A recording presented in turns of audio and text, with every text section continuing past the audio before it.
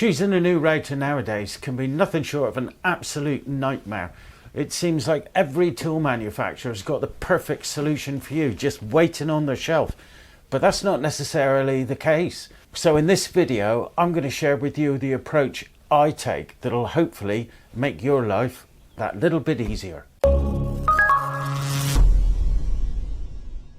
So step number one, and probably the most important part of the whole process, step away from the internet, close the browsers, get back in the workshop, get a pen and paper and write down exactly what you want the router to do. For me, this part's crucial because if I get on the internet and I start listening to what the marketing man's saying, then I'm really going to get confused and I'm going to get upsold time and time again and end up buying something that I don't really need. So what I try to do is think about what I want the tool to do, the general type of work that I want the tool to do.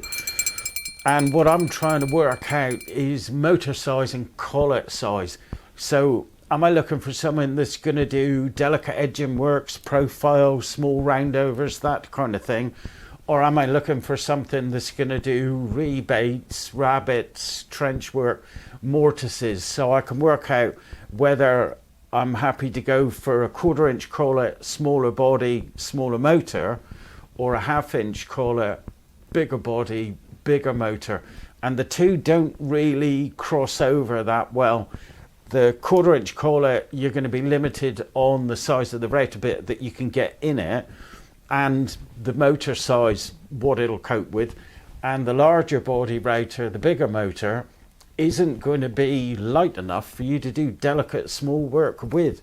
So this bit for me is really crucial. As you can probably imagine, I've recently been through this again myself, and what I wrote down for myself at this stage was I wanted a router bit that was 1/2 inch collet, heavier duty work, because I'm going to be doing larger roundovers, maybe piano edge roundovers, large chamfers, possibly the odd bit of trenching work, but that's the main job that I want it to do. So at this point, I know that I want a heavier duty, larger motor router, and I know that I need it to have a 1/2 inch collet. So the next thing I need to decide is whether I need it to work with a system or whether I'm ready to buy into a system.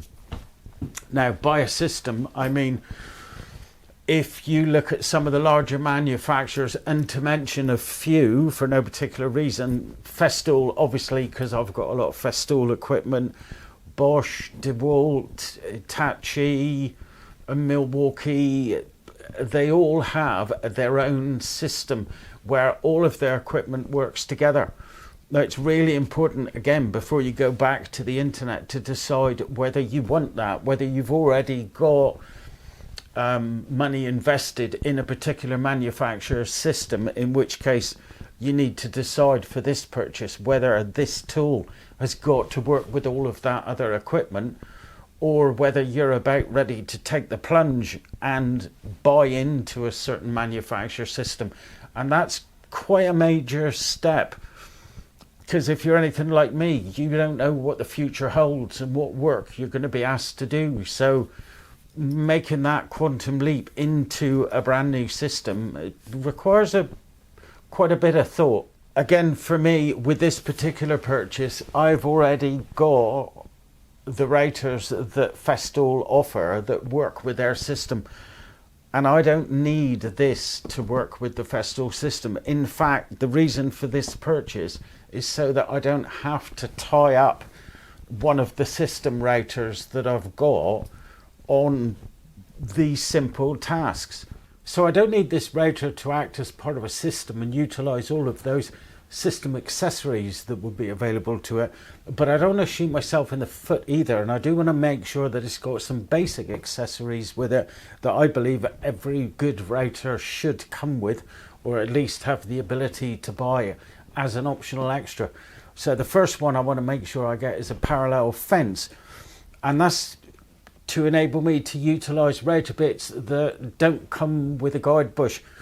As I've said, I'm going to be using larger edge profile bits, which are probably going to come with a guide bush, but might not. So a parallel fence is going to stand me in really good stead and increase the flexibility of the router. The other accessory I want to be able to use with it is a guide bush. So all I need at this point is to know that I can attach a guide bush to the bottom of the router base, again, just in case I need one in the future. And then lastly, what I'd really like the router to have is the ability to attach extraction to it. So I want it to have some kind of molded connector that bolts to the base of the router that I can then attach my extractor to. I'm not particularly bothered whether it's got the correct diameter attachment on it or not. I can get an adapter for it at some point. Again, as I've said, I'm going to be doing edge profile work an awful lot, so extraction isn't the primary, but if it does come with a bottom half cup, then superb. So, and the reason for mentioning that is it may well be that by the time I add those extra bits or up my sights to a router that's packaged that's got those extra bits, I may well be in the territory of a system router. But if I record them now, I'm better informed when I get to looking at the internet. And that brings me to the last point that I really want to make a note of before I get to the internet, and that's the amount of money that I can afford to spend on this router. Now, it may be that the ideal router that fulfills all my criteria is just a little bit out of my budget. So maybe I need to stretch myself, maybe I just got to wait, or maybe I'm just going to go for it. But who knows? As long as I write down what I can reasonably afford to spend now, then I'm pre-armed, and it should make the whole process that little bit easier. So now let's talk about the actual search, because I've got a bit of a process that I go through there as well.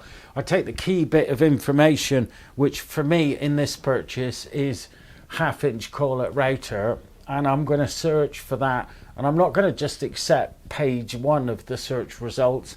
I'm going to go through page 1, 2, 3, 4, maybe the first half a dozen pages, just to see what it turns up and whether there are any brands out there on the lower pages that may well fit my criteria. And I'm going to make a short list of the ones that I believe match the criteria that I've listed. And when I've got that list to maybe half a dozen, then I'm going to start going in to each one of those individual offerings, and I'm going to look at the brand behind it and its reputation.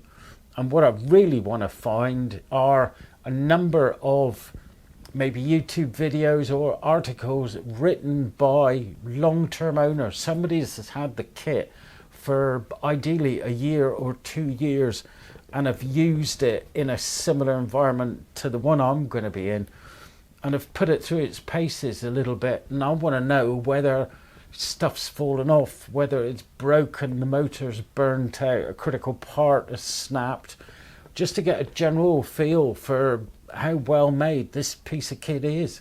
It's really easy to part with your money and get something, and a little bit more difficult to get your money back if it's not quite what you thought it would be.